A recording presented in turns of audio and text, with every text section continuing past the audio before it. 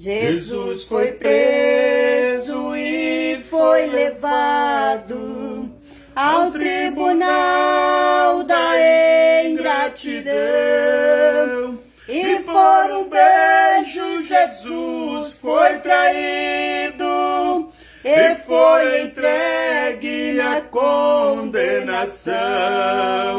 Por meus pecados foi castigado, seria morto, crucificado, mas foi fiel à sua missão.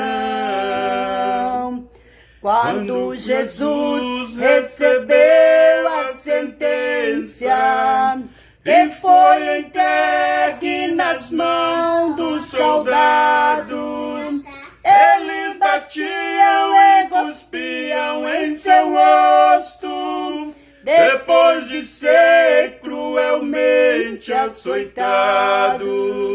Dali partiu o meu Jesus, sendo obrigado levar a cruz, onde seria então crucificado.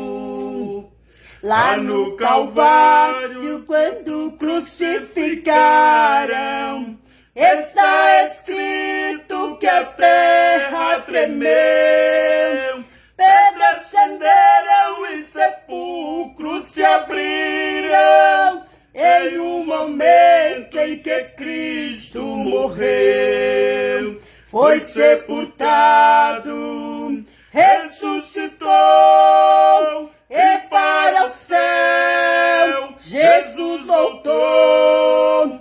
Hoje ele vive à direita de Deus. Hoje ele vive à direita de Deus.